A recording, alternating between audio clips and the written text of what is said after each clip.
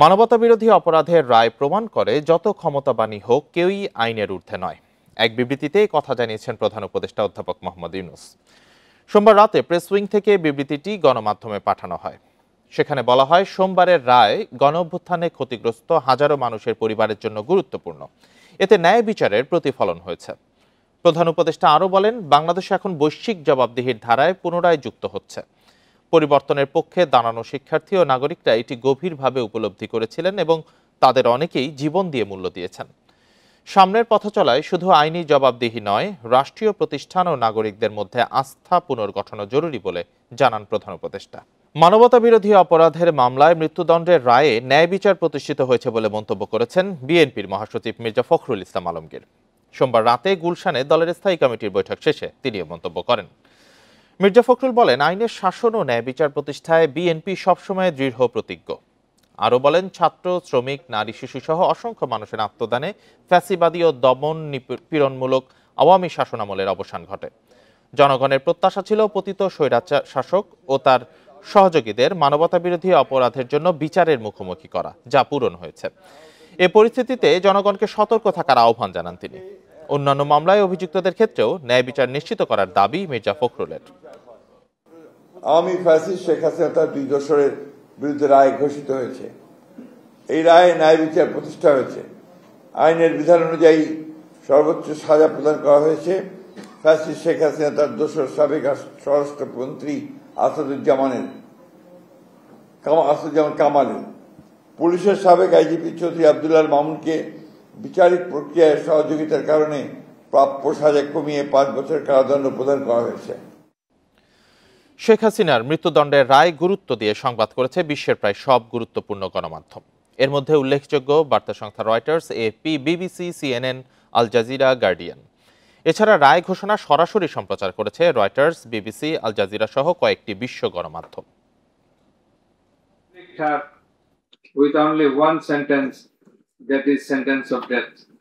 জুলাই গণ অভ্যুত্থানের সময় সংগঠিত মানবতাবিরোধী অপরাধের দায়ে শেখ হাসিনাকে মৃত্যুদণ্ডের আদেশ নিয়ে বিবিসির শিরোনাম, বিক্ষোভ দমনের নৃশংসতার দায়ে বাংলাদেশের সাবেক প্রধানমন্ত্রী শেখ হাসিনার মৃত্যুদণ্ড।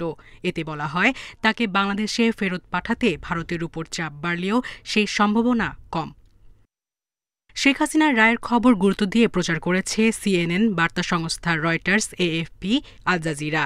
সিএনএনের শিরোনাম, মানবতা বিরোধী অপরাধের দায়ে বাংলাদেশের ক্ষমতাচ্যুত নেত্রী শেখ হাসিনার মৃত্যুদণ্ড। রয়টার্সের প্রতিবেদনে রায়ের পর আদালত চত্বরে আনন্দ ছড়িয়ে পড়ার কথা জানায়। রায়কে কেন্দ্র করে নতুন অস্থিরতা ছড়িয়ে পড়তে পারে বলেও আশঙ্কা জানায় বার্তা সংস্থাটি।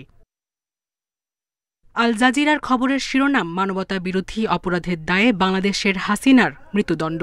এতে বলা হয়েছে, ছাত্রদের বিক্ষোভের উপর সরকারের সহিংস দমনপীড়নের জন্য মানবতা বিরোধী অপরাধের দায়ে শেখ হাসিনাকে মৃত্যুদণ্ড দিয়েছে আদালত। তার বিরুদ্ধে অভিযোগগুলোর বিস্তারিত তুলে ধরেছে আল জাজিরা। এছাড়া প্যারিস ভিত্তিক বার্তা সংস্থা এএফপির প্রতিবেদনে হাসিনাকে দোষী সাব্যস্ত করে টেলিভিশনে সরাসরি সম্প্রচারিত রায়ের বিভিন্ন অংশ তুলে ধরা হয়েছে। শেখ হাসিনার রায়ের খবর ফলাভাবে প্রচার করেছে the Guardian, Deutsche Welle, AP, Dawn, Geo news, NDTV, Times of India, Hindustan Times ও রুশ গণমাধ্যম আরটি। নেপালের কাঠমান্ডু পোস্ট, শ্রীলঙ্কার ডেইলি মিরর সহ প্রতিবেশী দেশের প্রায় সব গণমাধ্যমেই শেখ হাসিনার মৃত্যুদণ্ডের খবর গুরুত্ব পেয়েছে। সায়রা খান, ইন্ডিপেন্ডেন্ট নিউজ। কিশোরগঞ্জের মিঠামইনে সাবেক রাষ্ট্রপতি মোহাম্মদ আব্দুল হামিদের বাড়িতে হামলা ও ভাঙচুরের ঘটনা ঘটেছে। রাত 10:30টার দিকে উপজেলার কামালপুর গ্রামে তার বাড়িতে এই ঘটনা ঘটে। হামলাকারীরা দরজা ভেঙে ভেতরে ঢুকে ঘরের জানালা, চেয়ার, আসবাবপত্র সহ বিভিন্ন মালামাল ভাঙচুর করে। এ সময় বাড়িটিতে আব্দুল হামিদের কোনো স্বজন উপস্থিত না থাকায় হতাহতের ঘটনা ঘটেনি। স্থানীয়রা জানায়, মানবতা বিরোধী অপরাধের মামলায় শেখ হাসিনা ও সাবেক স্বরাষ্ট্রমন্ত্রী আসাদুজ্জামান খান কামালের মৃত্যুদণ্ড ঘোষণা করায় উপজেলা বিএনপি নেতাকর্মীরা আনন্দ মিছিল বের করে। মিছিলটি মিঠামইন বাজার থেকে কামালপুর গ্রামের দিকে এগোলে 20-25 জনের একটি দল সেখান থেকে সাবেক রাষ্ট্রপতির বাড়িতে গিয়ে হামলা চালায়। মিঠামইন থানার ওসি আলমগীর কবির জানান, খবর পেয়ে ঘটনাস্থলে গিয়ে পরিস্থিতি নিয়ন্ত্রণে আনে পুলিশ। ঘটনাস্থলে পুলিশের পাশাপাশি মোতায়েন রয়েছে সেনাবাহিনী। নির্বাচনী দায়িত্ব পালনের প্রশিক্ষণ পেয়েছেন পুলিশের ৪৮,০০০ সদস্য। বাকি ১ লাখ সদস্যের প্রশিক্ষণ আগামী ১৫ই জানুয়ারির মধ্যে শেষ হবে, জানিয়েছে পুলিশ সদর দপ্তর। কর্মকর্তারা বলছেন, সুষ্ঠু ভোট নিশ্চিতে পুলিশ বাহিনী তৎপর থাকলেও সহিংসতা রোধের দায়িত্ব এককভাবে শুধু বাহিনীর উপর বর্তায় না। আর বিশ্লেষকরা বলছেন, প্রশিক্ষণে পুলিশের মনস্তাত্ত্বিক দিকটিতে বেশি গুরুত্ব দেওয়া প্রয়োজন।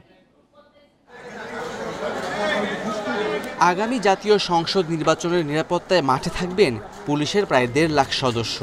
এ লক্ষ্যে প্রথমবারের মতো প্রাতিষ্ঠানিক প্রশিক্ষণের ব্যবস্থা করেছে বাংলাদেশ পুলিশ। ইতিমধ্যে প্রশিক্ষণ পেয়েছেন ৪৮,০০০ সদস্য। ২৪-এর অভ্যুত্থান ঘিরে পুলিশের মনোবল অনেকটা ভেঙে পড়ায় আগামী নির্বাচনে বাহিনীর সক্ষমতা নিয়ে প্রশ্ন উঠেছিল। পুলিশ সদস্যদের দক্ষতা ও সক্ষমতা বাড়াতেই এই নির্বাচনী প্রশিক্ষণ চলছে, জানালো পুলিশ সদর দপ্তর। পুলিশ সদস্যদের তো নিরাপত্তা প্রশিক্ষণ সবসময়ের মধ্যে থাকে, কিন্তু এইবার আলাদা করে হচ্ছে গিয়ে নির্বাচনকে সামনে রেখে, যেহেতু একটা জনগণের মধ্যে একটা অনেক আকাঙ্ক্ষিত নির্বাচন, তো এই জিনিসটাকে মাথায় রেখে তারপর হচ্ছে গিয়ে প্রশিক্ষণে আসলে কোনো বিকল্প নেই। নির্বাচনের মাঠে ১.৫ লাখ পুলিশ ছাড়াও সেনা, আনসার, নির্বাচনী কর্মকর্তা সহ মোট ১৬ লাখ সদস্য বিভিন্ন দায়িত্বে নিয়োজিত থাকবেন। তাই নির্বাচন ভালো বা খারাপ হওয়া শুধুমাত্র পুলিশ বাহিনীর উপর নির্ভর করবে না, বলেন কর্মকর্তা। আমরা ডেটা বিশ্লেষণ করে দেখছি ৯%-এর বেশি রেসপন্সিবিলিটি আমাদের না, কারণ ১৬ লক্ষ লোক ডিপ্লয় থাকে, সেখানে মাত্র ১,৪৮,০০০ পুলিশ সদস্য সেখানে কাজ করে। তো ১,৪৮,০০০-কে যদি আপনি পুরো নির্বাচনী দায়ভার দিয়ে দেন, তাহলে জিনিসটা হচ্ছে কি আমার মনে হয় না এটা ঠিক হবে। ভোটের পরিবেশ সুষ্ঠু রাখতে আইন শৃঙ্খলা বাহিনীর পাশাপাশি রাজনৈতিক দলগুলোকেও সহিংসতা পরিহারের আহ্বান বিশ্লেষকদের। পাশাপাশি পুলিশ সদস্যরা যাতে রাজনৈতিক দলের প্রতি আনুগত্য না দেখিয়ে পেশাদারি আচরণ করে, সেই পরামর্শ তাদের।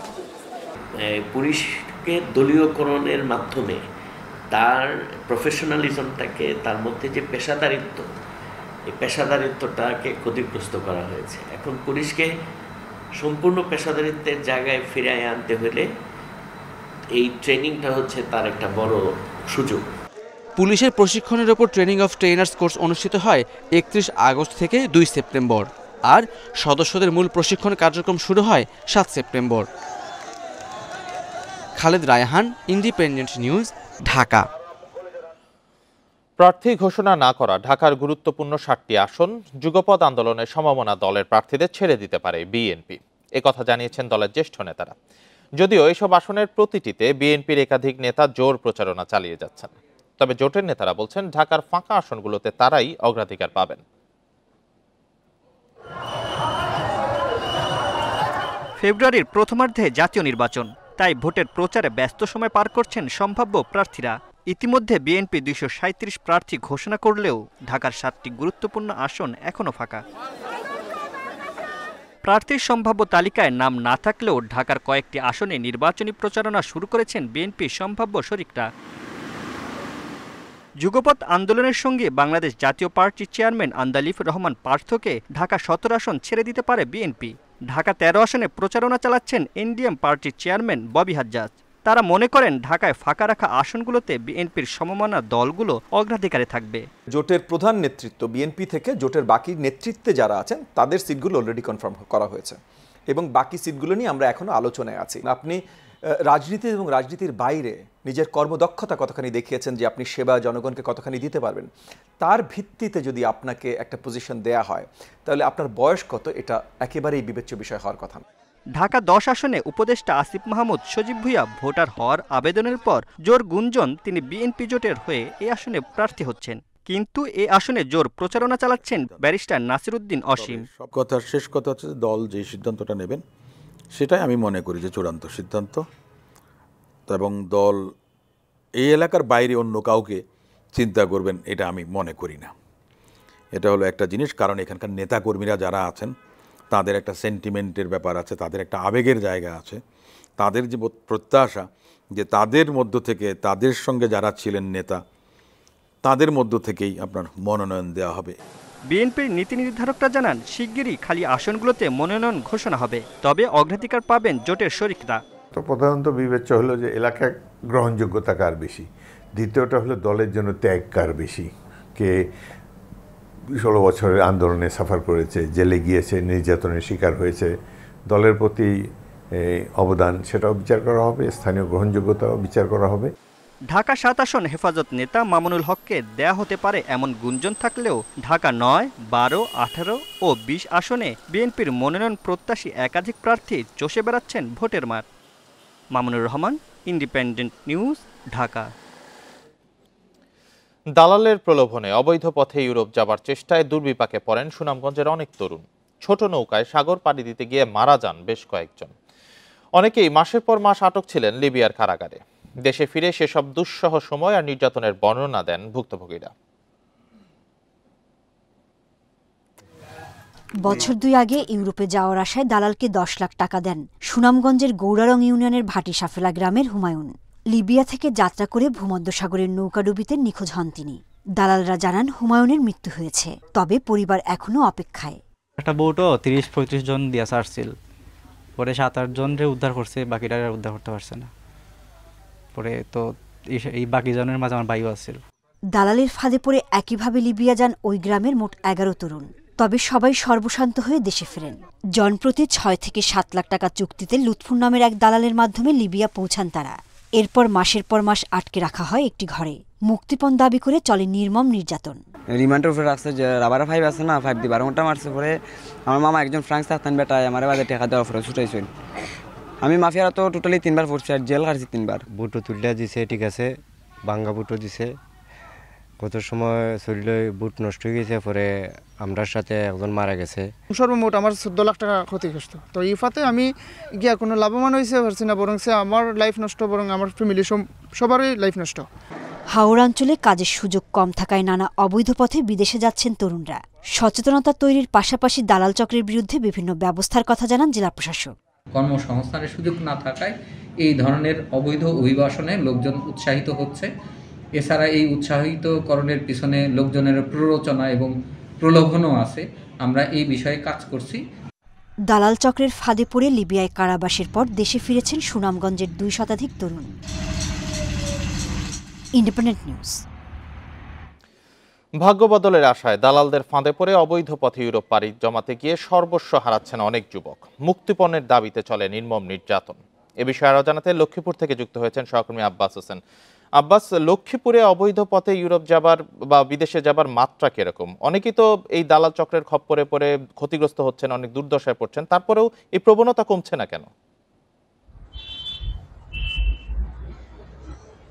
আসলে আপনি যেমনটি বলছেন যে অন্যান্য জেলার মতো লক্ষ্মীপুরে কিন্তু এটির হার একদম কম নয়। লক্ষ্মীপুরের বেশিরভাগ লোকে কিন্তু আমরা দেখছি প্রত্যেকটি ঘরের প্রত্যেকটি বাড়ির এলাকার মানুষ কিন্তু প্রবেশে থাকে, অর্থাৎ লিবিয়া, মালয়েশিয়া, সিঙ্গাপুর বা এরকম যে দেশগুলো রয়েছে সেখানে মানে যে তারা চাকরির উদ্দেশ্যে তারা এখানে যায়। তবে আমরা এই লক্ষ্মীপুরে যেটি দেখেছি যে এখন পর্যন্ত যে তথ্যগুলো রয়েছে, বেশ কয়েকটি ঘটনার যে সূত্রপাত আমরা জেনেছি। পাশাপাশি এখানে দালাল চক্রের হাতে পড়ে অনেক পরিবার নিঃস্ব হয়েছেন বা অনেকে বিদেশি নীতি গিয়ে তারা অনেকে এখন পর্যন্ত নিখোঁজ রয়েছেন, এরকম তথ্য আমাদের কাছে রয়েছে। তবে চলতি মাসের যে প্রথম দিকে যে দালাল চক্রের যে মূল হোতা লিবিয়াতে লক্ষ্মীপুরের যে তেরিগঞ্জের যে রুহুল আমিনের ছেলে লিটন হোসেন ওরফে সুজন, তাকে লিবিয়াতে আটক রেখে মাসের পর মাস আটক রেখে নির্মম নির্যাতন করে। এক পর্যায়ে তার কাছ থেকে 50 লাখ টাকা মুক্তিপণ দাবি করে। শেষ পর্যন্ত পরিবারের কাছে সেই নির্যাতনের ভিডিওগুলা পাঠানোর পর পরিবার যে 20 লাখ টাকা মুক্তিপণ দিয়ে মোটামুটি সেখান থেকে রক্ষা পায়। এই ঘটনায় কিন্তু সে জুডিশিয়াল আদালতে লক্ষ্মীপুর একটি মামলা করেছেন। এই মামলায় এই মানব পাচারকারী বা নির্যাতনকারী যে মূল হোতা রয়েছে টাঙ্গাইলের রিফাত হোসেন, তাকে গ্রেপ্তার করা হয়েছে। সেই যে তাকে গ্রেপ্তার করার মাধ্যমে মূলত এই যে আমরা দালাল যে চক্র সেটি কিন্তু উঠে এসেছে। তবে police bureau of investigation Noakhali যিনি কথা বা অপহরণ করে মানুষকে আটক হয়েছে সেই বিষয়গুলো তারা স্বীকার করেছে। এর আগে আমরা কয়েকদিন আগে দেখেছি লক্ষ্মীপুরে আরো কয়েকটি পরিবারের যে লোকজনকে লিবিয়া আটক রেখে নির্মম নির্যাতন করা হয়েছে, সেগুলো কিন্তু ভিডিও এখানে করানো হয়েছে। ভিডিও দেওয়ার পরে পরিবারের পক্ষ থেকে অবৈধ পথে ইউরোপ যাত্রা ও দুর্দশার বিষয়ে জানাচ্ছিলেন সহকর্মী আব্বাস হোসেন। রোহিঙ্গা সংকট সমাধানে সামরিক নয়, আগাতে হবে কূটনৈতিক পথে, এমন মন্তব্য করেছেন নৌ উপদেষ্টা সাখাওয়াত হোসেন। মিয়ানমারকে ছোট করে দেখার সুযোগ নেই বলে সতর্ক করেন তিনি। বলেন, যুদ্ধে নামলে বাংলাদেশের কি অবস্থা হবে তা জানা নেই। সোমবার রাজধানীতে এক আলোচনা সভায় এসব কথা বলেন নৌ উপদেষ্টা। রোহিঙ্গা সংকট সমাধানে বাংলাদেশের চ্যালেঞ্জ নিয়ে আলোচনা সভার আয়োজন করে একটি সংগঠন। শান্তি প্রতিষ্ঠা ও সীমান্ত সুরক্ষার উপর গুরুত্ব দেন আলোচকেরা।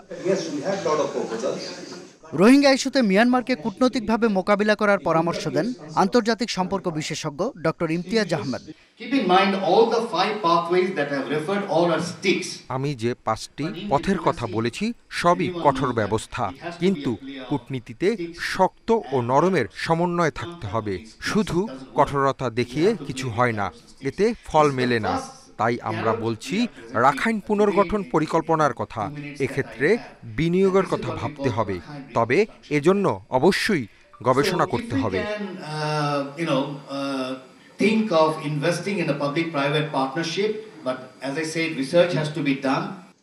নৌ পরিবহন উপদেষ্টা বলেন, এটা কোনো সশস্ত্র সংগ্রাম নয়, এটা কূটনৈতিক জগৎ।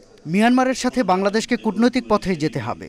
এই অঞ্চলে যে কৌশলগত পরিবর্তনগুলো দৃশ্যমান সেগুলো আমাদের বিবেচনায় নিতে হবে। আমরা সমুদ্রের জোয়ারের এগেনস্টে গিয়ে পারবো না। যেটা যারা বলে যে মিলিটারি সলিউশন, আজ পর্যন্ত মিলিটারি কোনো সলিউশন করতে পারেনি। What military do, they create space for the diplomat to work. আর আমরা সেই যুদ্ধে সেই ধরনের কোনো অ্যাডভেঞ্চারে গেলে আমাদের মতো দেশ কোথায় যাবে I don't know. Don't underestimate your enemy. মিয়ানমারকে ছোট করে দেখার নাই। মিয়ানমারে যে সমস্ত এখন লং রেঞ্জ ওয়েপন আছে আমাদের অর্ধেক ডিস্টেন্সে। কেবল কূটনৈতিক তৎপরতার মাধ্যমে রোহিঙ্গা প্রত্যাবাসন সম্ভব বলে মনে করেন সাখাওয়াত হোসেন। শাহাদাত স্বপন, ইন্ডিপেন্ডেন্ট নিউজ, ঢাকা। চট্টগ্রামের লালদিয়াচরে আধুনিক কন্টেইনার টার্মিনাল নির্মাণ করবে ডেনমার্কের প্রতিষ্ঠান এপিএম টার্মিনালস। সোমবার রাজধানীর একটি হোটেলে এ বিষয়ে চট্টগ্রাম বন্দর কর্তৃপক্ষ ও এপিএম এর মধ্যে চুক্তি সই হয়। এজন্য সব মিলিয়ে প্রতিষ্ঠানটি বিনিয়োগ করবে ৬,৭০০ কোটি টাকা। অনুষ্ঠানে নৌ উপদেষ্টা জানান, দেশের অর্থনীতিতে নতুন দুয়ার উন্মোচন করবে লালদিয়া টার্মিনাল। দীর্ঘ সময় ধরে কন্টেইনার জট, স্বচ্ছতার অভাব ও প্রযুক্তিগত নানা সীমাবদ্ধতায় চট্টগ্রাম বন্দর পরিচালনা চ্যালেঞ্জ হয়ে ওঠে। ফলে বিশ্বমানের টার্মিনাল নিশ্চিতে বন্দর সম্প্রসারণে কাজ শুরু করে অন্তর্বর্তী সরকার। সংকট নিরসনে ৩০ বছরের জন্য চট্টগ্রামের লালদিয়াচরে নতুন টার্মিনাল নির্মাণ করতে ডেনমার্কের প্রতিষ্ঠান এপিএম টার্মিনালসের সঙ্গে চুক্তি সই করে সরকার। নির্মাণকালে সব মিলিয়ে প্রায় ৬,৭০০ কোটি টাকা বিনিয়োগ করবে প্রতিষ্ঠানটি। চুক্তির আওতায় বাংলাদেশকে প্রত্যেকটি কন্টেইনারের জন্য একটি নির্দিষ্ট ফি দিতে হবে। অপারেটর চুক্তি ভঙ্গ করলে বন্দর কর্তৃপক্ষ বিকল্প ব্যবস্থাপনায় উদ্যোগ নিতে পারবে। এই চুক্তির ফলে চট্টগ্রামে কন্টেইনার হ্যান্ডলিং কার্যক্রম আরও সহজ হবে, যা অর্থনৈতিক স্থিতিশীলতায় বড় ভূমিকা রাখবে বলে আমি আশা করি। এই চুক্তির মধ্য দিয়ে অর্থনীতিতে নতুন মাত্রা যোগ হলো। এছাড়া আগামী 4 বছরে 4টি নৌবন্দর, একটি বিমানবন্দর যাত্রা শুরু করবে, যা বাংলাদেশকে ম্যানুফ্যাকচারিং হাব হিসেবে তৈরি করতে সাহায্য করবে। দ্রুততার সঙ্গে চুক্তি সই নিয়ে নানা সমালোচনার জবাবে নৌ উপদেষ্টা জানান, এ নিয়ে কোনো শঙ্কা নয়, বরং অর্থনৈতিক উন্নয়নের স্বার্থেই যাবতীয় পদক্ষেপ নেওয়া হয়েছে। $550 মিলিয়ন ইনভেস্টমেন্ট 3 বছরে, এবং এটা আমাদের জন্য নয়। আমরা passing phase of this country, we are passing generation. আমাদের দেশে দক্ষ জনশক্তি আছে, এই জনশক্তি আমরা আমাদের দেশে ইউজ করতে চাই।